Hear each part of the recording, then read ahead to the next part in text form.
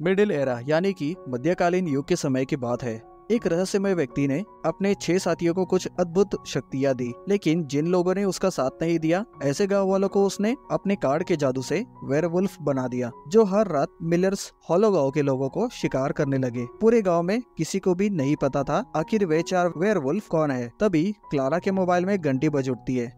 असल में आज के समय 2024 में जेरोम अपने परिवार के साथ वेयरवुल्फ का कार्ड गेम खेल रहा था, जो अपने परिवार के साथ छुट्टियों में अपने पिता गिलबर्ट के यहाँ अपने गांव आया हुआ है। असल में गिलबर्ट को अल्जाइमर यानी कि बोलने की बीमारी थी। वो बचपन में जेरोम को वो गेम खिलाया करते थे और आज खाली समय में जेरोम अपनी पत्नी मैरी, जो की वकील है, बेटी क्लारा, एक इंटरनेट इन्फ्लुएंसर, लुई और बेटे टियो के साथ उसी गेम के नियमों को बताता हुआ कहता है कि इस गेम में हम सबके पास पावर्स होंगी, जैसे मेरे पास सीयर की, जो किसी के भी मन की बात सुन सकता है। गिलबर्ट वेयरवुल्फ के शिकारी होंगे, तो क्लारा एक अदृश्य लड़की और टियो एक चोर बना है। पर बाकी के पावर्स के बारे में जेरोम को कुछ याद नहीं होता। तभी गिलबर्ट भड़क जाता है और टियो की तरफ इशारा करता हुआ पूछता है, आखिर ये लंबे बालों वाली लड़की मेरे घर में क्या कर रही है। तो जेरोम और मेरी उनको याद दिलाते हैं, ये मेरी और उसके पहले पति की बेटी है, कोई लड़की नहीं। हकीकत में फैमिली का कोई भी मेंबर गेम खेलना ही नहीं चाहता था,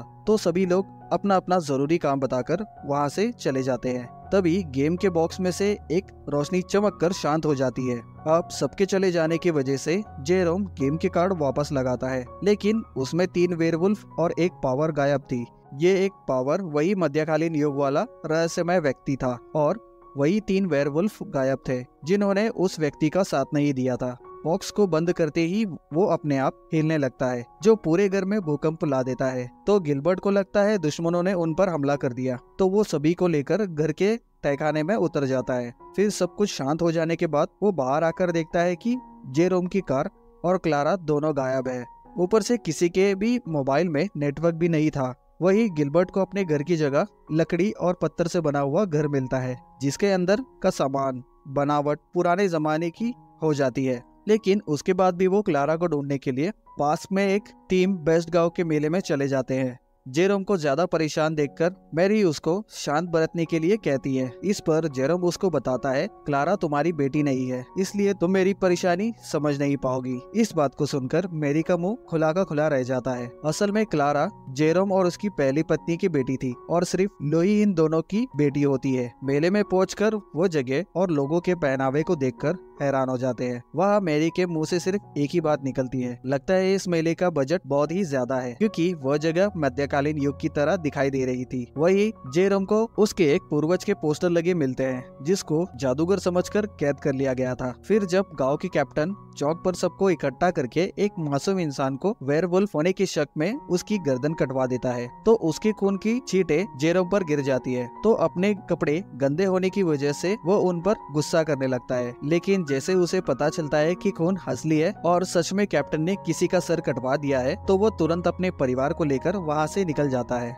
लेकिन कैप्टन उन्हें वहां से जाते हुए देख लेता है। फिर रास्ते में एक सैनिक उन्हें बताता है ये सन 1497 है और उन्हें खतरा समझकर जैसे ही वो उन्हें मारने आता है, तभी गिलबर्ट अपनी परिवार को बचाने के लिए उसको एक मुक्का मार देता है। उनके एक ही मुक्के से सैनिक कई फीट दूर जाकर गिरता है। फिर वो सभी उनकी याददाश्त को चेक करते हैं, जो पूरी तरह से ठीक हो चुकी थी। वो सब उनको हैरान कर रही थी। फिर कुछ देर ढूंढने के बाद उन्हें पता चलता है कि क्लारा उसी घर में है, लेकिन अदृश्य हो चुकी है। पर किसी को उसकी आवाज सुनाई नहीं देती। लेकिन वो जैसे ही अपने मन में सोचती है कि ये सब लोग मुझे सुन क्यों नहीं पा रहे, कहीं भूकंप में ये बहरे तो नहीं हो गए, तभी जेरोम को उसकी मन की आवाज सुनाई दे जाती है। लेकिन किसी और को सुनाई ना देने की वजह से उसकी पत्नी मैरी मन में सोचती है कि शायद ये अपने बाप की तरह पागल हो गया है। ऐसी बातें सुनकर जेरोम सिर्फ आंखें फड़काकर उसे देखता रहता है, लेकिन कुछ कह नहीं पाता। तभी कैप्टन वहां आकर उन्हें जादूगर समझकर टियो की गर्दन पर चाकू रख देता है। तो जेरोम उसको गाना गाकर ये साबित करता है कि वो सब गवाही है। उसका गाना सभी सैनिक को पसंद आता है, तो कैप्टन टियो को छोड़ देता है और उनको रात में खूंखार दरिंदे से बचे रहने के लिए घर में ही छुपे रहने की सलाह देकर वहां से चला जाता है। वही गांव में भी सभी लोग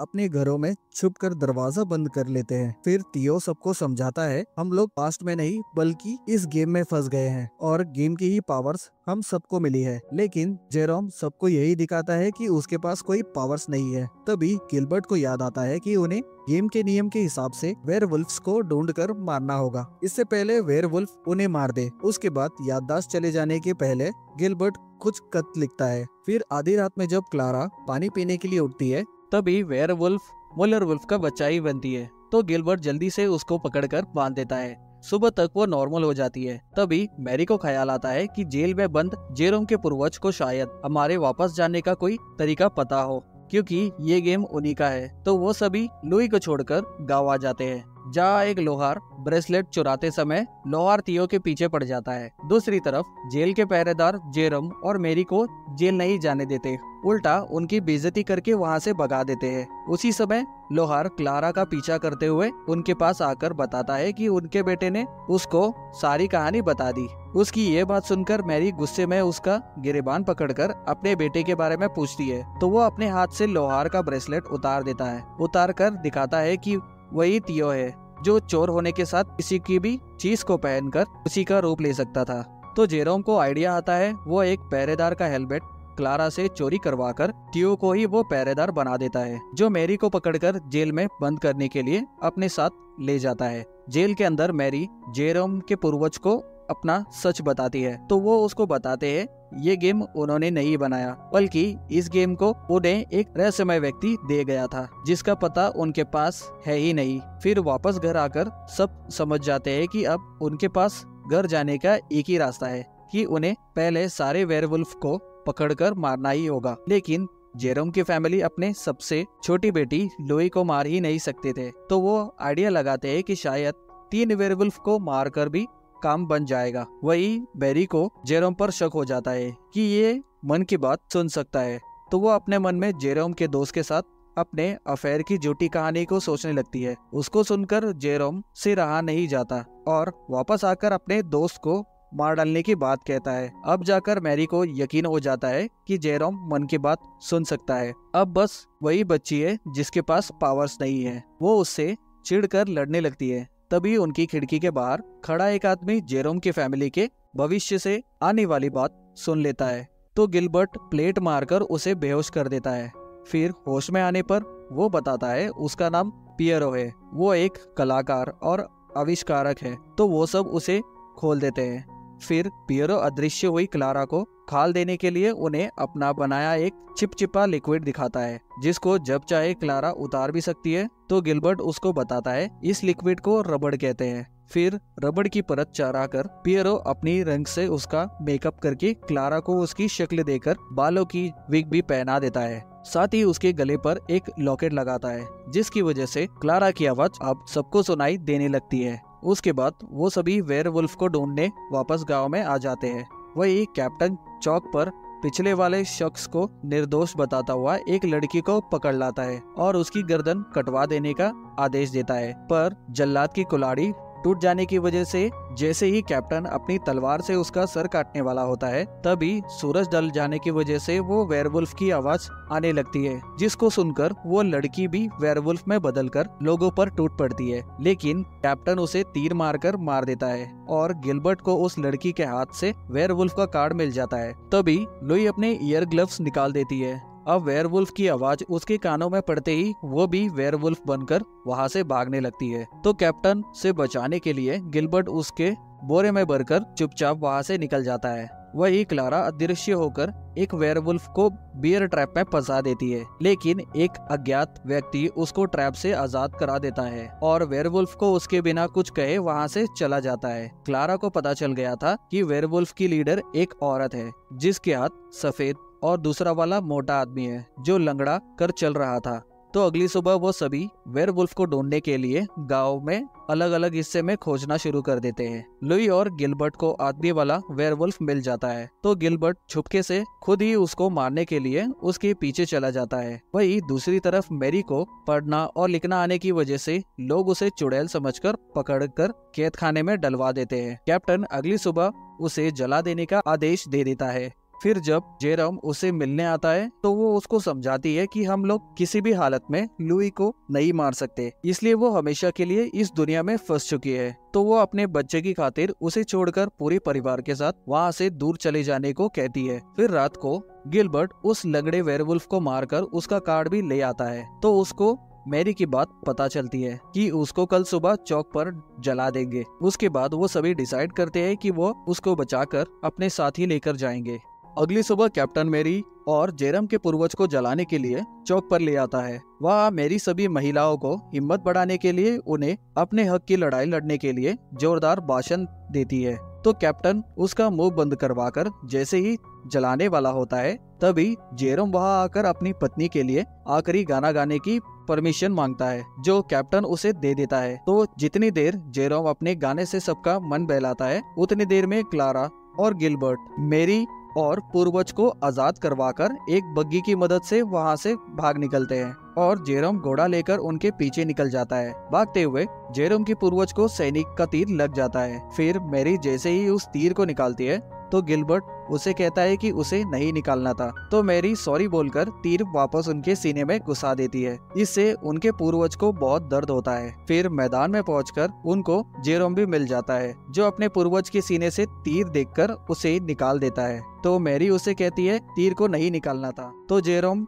फिर से तीर उसके सीने में घुसा देता है। इससे उसका पूर्वज चीखते हुए उसे गाली देने लगता है। तो जेरोम घबराता हुआ उसके पास से हट जाता है। फिर पीरो कैप्टन से उन्हें बचाने के लिए चर्च में उसी के द्वारा बनाई एक सुरंग में छुपाने की सलाह देता है, जिसका लॉक 316 नंबर डालने पर खुलता है। फिर चर्च पहुंचकर रोशनी के लिए जेरोम पीरो के बताए हुए लीवर को जैसे ही उठाता है उससे वहाँ अपने आप मशाले जल उठती है। अब लुई को वेयरवुल्फ की आवाज सुनाई ना दे इसलिए तियो उसको हेडफोन पहना देता है और फिर वो सभी गुप्त दरवाजे खोलने के लिए उसमें खोद डालते हैं। लेकिन दरवाजा खोलने से पहले ही चर्च की छत को तोड़ती हुई वेयरवुल्फ वहाँ आ जाती है। वो वही थी जिस औरत के हाथ सफेद होते हैं। तियो तुरंत लोहार का ब्रेसलेट पहन उसी के रूप में आकर गिलबर्ट और क्लारा के साथ मिलकर वेयरवुल्फ से लड़ने लगता है। तभी कैप्टन एक गुप्त सुरंग के रास्ते से वहाँ आकर उल्टा जेरोम की तरफ अपनी तीर तान देता है। तभी जेरोम को याद आता है वेयरवुल्फ वही पाव ब्रेड बनाने वाली महिला है जो कैप्टन की प्रेमिका है। उसी ने बियर ट्रैप से उसे बचाया था। तभी कैप्टन तीर चला देता है, जिसको गिलबर्ट हवा में पकड़कर दूर फेंक देता है, जो सीधा जेरोम के पूर्वज के सीने में जाकर लगता है, जिसका तीर निकालकर पियरो ने अभी अभी पट्टी करी थी। वही लुई का हेडफोन की बैटरी खत्म होने की वजह से वो भी वेयरवुल्फ की आवाज सुनकर वेयरवुल्फ बन जाती है। अब इससे पहले वो अपने माँ बाप पर हमला करती तभी मैरी और जेरोम उसका फेवरेट गाना गाने लगते हैं। तो लुई को थोड़ा सा सेंस आता है और फिर वो अपने परिवार को बचाने के लिए बड़ी वाली वेयरवुल्फ से ही भिड़ जाती है। लेकिन इस लड़ाई में लुई मारी जाती है और उसके हाथ में वेयरवुल्फ का कार्ड उभर आता है। अपनी बेटी को मरा देख मैरी इतना ज्यादा दुखी और गुस्सा हो जाती है कि उसी समय उसके अंदर सोई पड़ी जादूगरनी की शक्तियाँ जगत होकर वेयरवुल्फ की जीवन शक्ति को ही छीन लेती है और फिर वो रोती हुई अपनी बेटी के शरीर में उस जीवन शक्ति को डाल देती है। उससे कुछ ही पलों में लुई जिंदा हो जाती है। लेकिन सारे वेयरवुल्फ मारे जाने की वजह से गेम पूरा हो जाता है और सभी के हाथ में उनका कार्ड्स उभर आते हैं। अगली सुबह पूरा परिवार वापस अपने समय में जाने के लिए तैयारी करता है। तभी पीरो जेरोम से कहता है तुमने मुझे बहुत प्रेरणा दी है और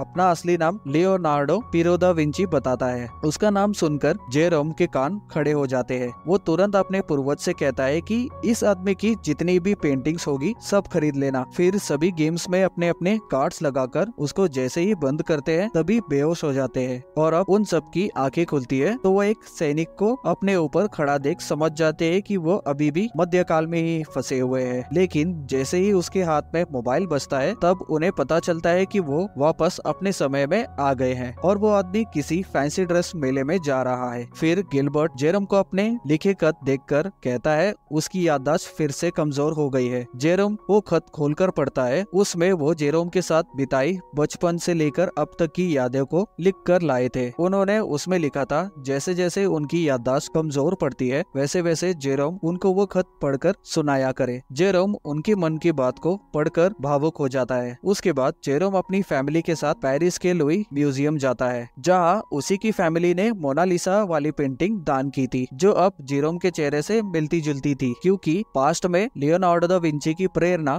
जेरोम ही बन गया था। और यह कहानी यही खत्म हो जाती है। आशा करता हूँ ये एक्सप्लेनेशन आप सभी को पसंद आई होगी। अब मिलते हैं नेक्स्ट एक्सप्लेनेशन में, तब तक के लिए बाय बाय।